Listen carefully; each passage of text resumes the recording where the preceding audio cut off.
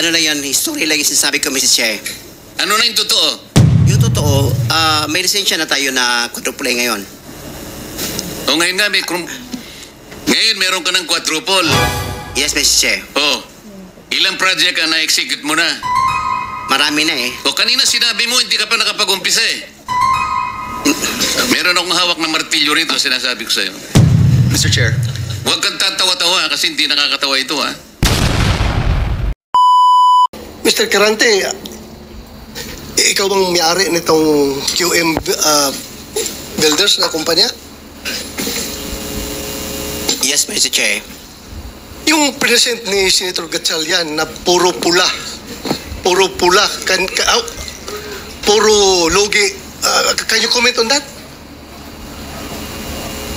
Nagtataka ko, Mr. Chair, kung saan magaling yung information kasi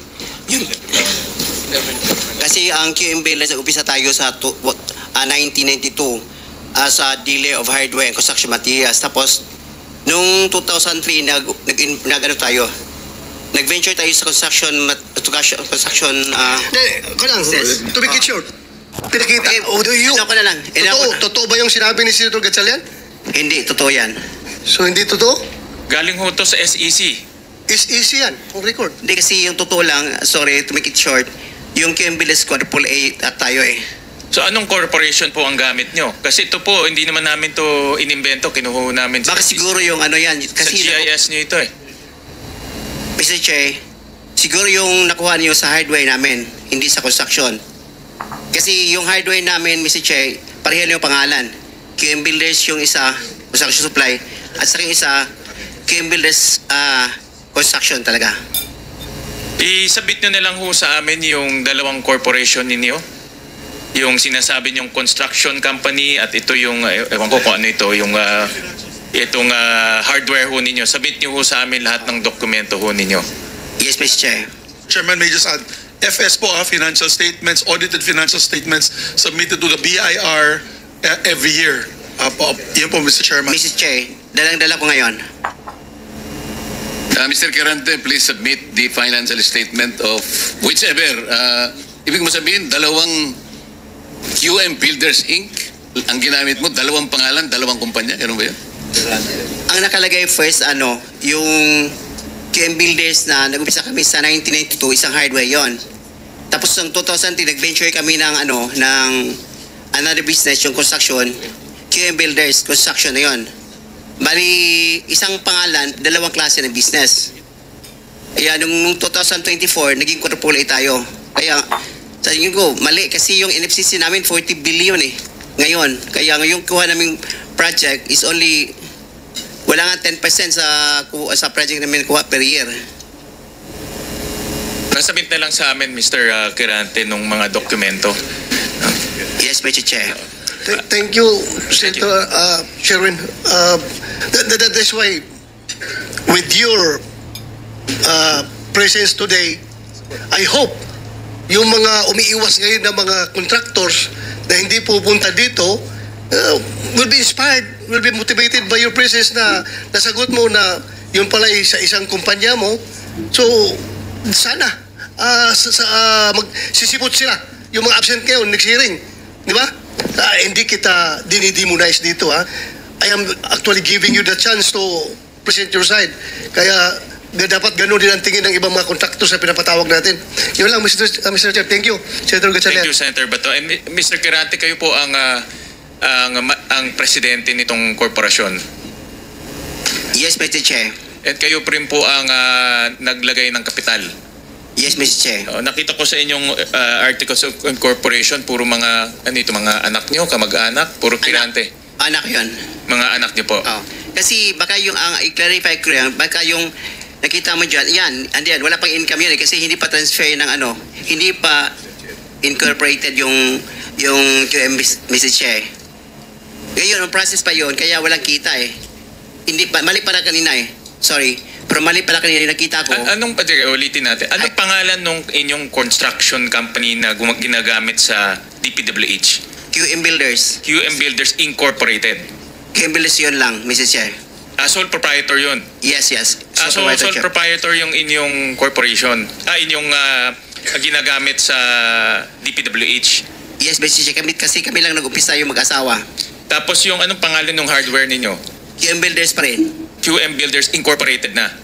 Hindi pa. Hindi Ito pa yung rin. construction is, Mr. Chair, yung gusto namin gawing incorporated para yung halimbawa yung experience bilang contractor, ma-inherit sa halimbawa yung surviving years. Halimbawa kung halimbawa may mangyari sa akin, yung experience ma-inherit sa amin. So itong QM Builders Incorporated, sa inyo ito, Hindi diba? pa, yes, Mr. Chair, sa atin, hindi pa activated yan. Kaya wala kita. So hindi nyo pa ginagamit to sa Hindi pa. pag-bidding? Hindi pa. Okay, sige po. Chair. Babalik po ako kay Secretary. Secretary, I'll just go back to yung slide kanina, yung mga may capitalization. Because sa PCAB, Mr. Secretary, if your project cost is 450 million and above, you should have a minimum net worth of about 1 billion pesos. 1 billion pesos. So ito po, binabangga ko lang dito sa slide. Kung meron kayong, kagaya ho ni itong Centerways at Wawo Builders, 5 billion and 4 billion, but ang kanilang capitalization is only 90 million pesos, 45 million pesos, and 50 million pesos. But in the PCAB, kailangan at least 1 billion pesos yung kanilang net worth.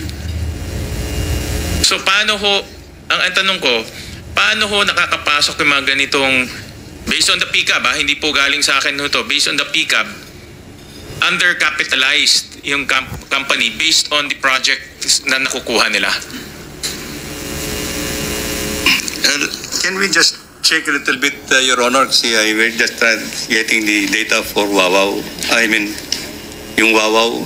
Yeah, ganito na lang, Mr. Secretary, not to so that not to belabor.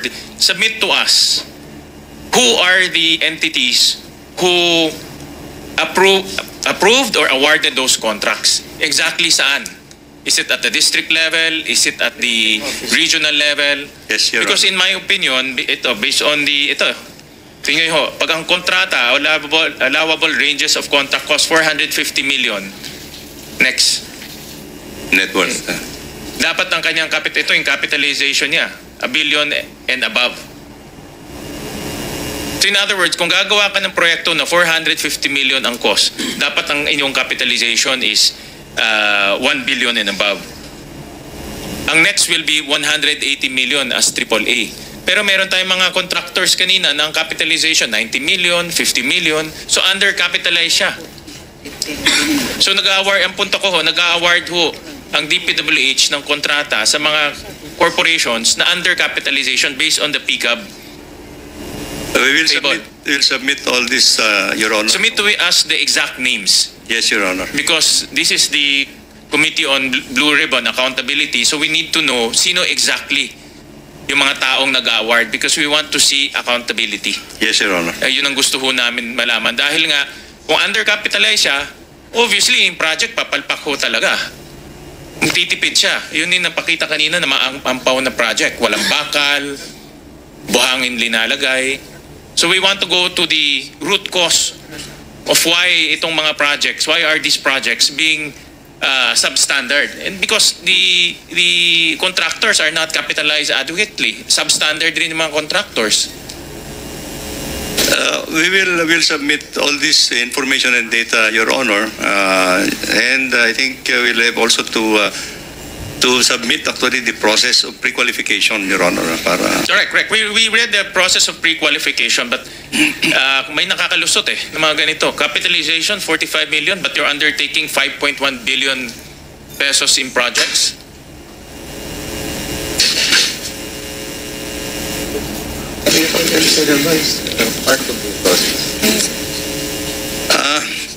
that's why we're going to explain, Your Honor, because as I understand, I think the capitalization is for the company in itself. Yes, I know. And I But the think, capitalization is also linked to the NFCC, yung net financial contracting capacity. yes, Your Honor, the net contracting capacity is to be based on the audited financial statement by the BIR. By the BIR. They have to issue that the net NFCC. So that is the only basis of the document that we use actually, that is to Well, be in submitted. my opinion, there is some form of I think collusion or some form of corruption in awarding the contracts to contractors who are not capitalized adequately. That's the point I'm trying to make. Yan ang aking punto. We look into Dahil ang this. gusto na, kung bilyon ang iyong kontrata, dapat yung capitalization mo rin malaki. Para kaya mo tapusin at hindi ka magtitipid.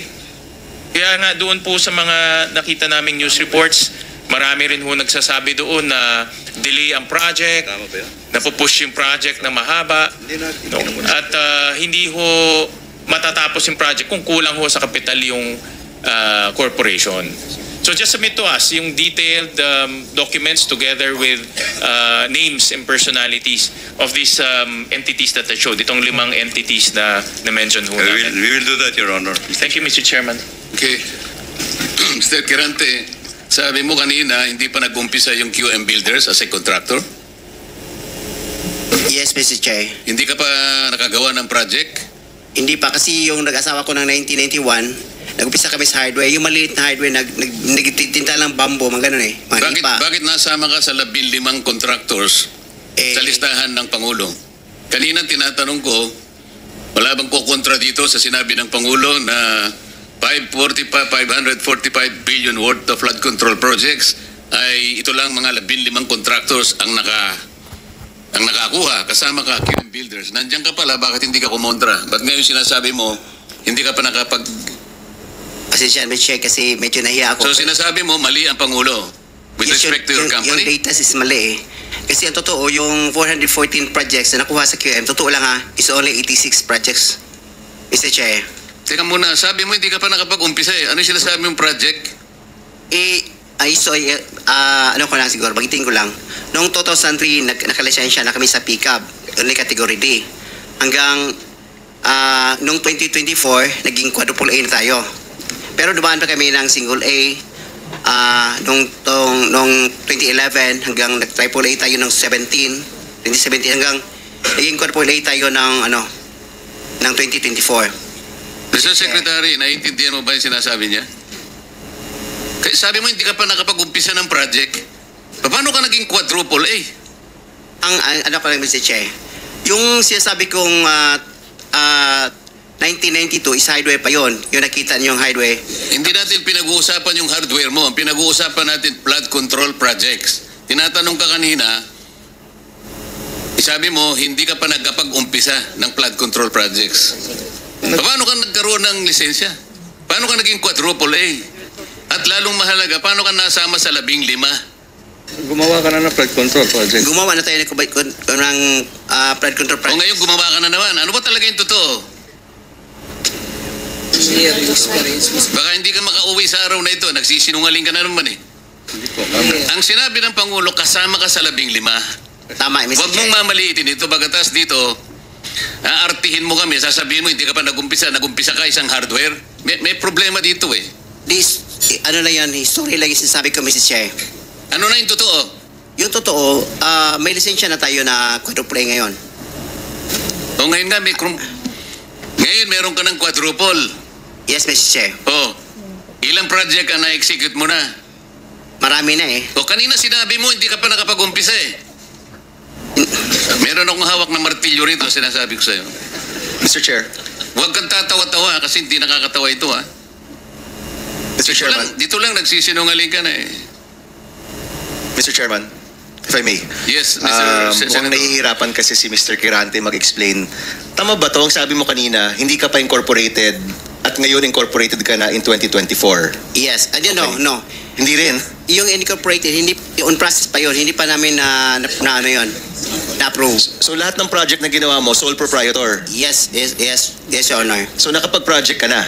Yes, Your Ano Honor. yung sinasabi mong hindi ka pa nagsisimula or hindi mo pa nagagawa? Yung incorporated, kasi hindi pa na-approve yung ano namin, hindi pa naman practice, hindi pa na-transfer from sole proprietorship into... So kaklaruhin ko lang, marami ka ng project at tama na isa ka sa top 15, correct Mr. Kirante? Yes, Your Honor. Pero hindi ka pa incorporated. Hindi pa. Yun yung sole sinasabi mong hindi ka pa incorporated. Yes, Your Honor. Yun yung binabanggit niya kanina, Mr. Chairman. Malabo pa rin eh. Mr. Secretary, tumatanggap ka ng Isang sole proprietorship na mag-undertake ng flood control? Well, Mr. Chair, actually, he has the pickup license. Paano siya nagkaroon ng pickup license as a contractor? He has the a pickup license. Paano ka nakakuha ng pickup license, Wala pa Mr. nung, Kirante? Sole wala. proprietorship ka lang? Yes, Mr. Chair. Kailan mo nakakuha yan? 2003. Hanggang nag-upgrade tayo sa 2007, naging B tayo. Hanggang 2011, naging A tayo. Yung 2017, naging triple A So, tayo. ano yung net financial contracting capacity mo as a sole proprietorship? 40 billion, Mr. Chair. 40 billion? Yes, Mr. Chair. Yung financial statement mo, padala mo sa amin.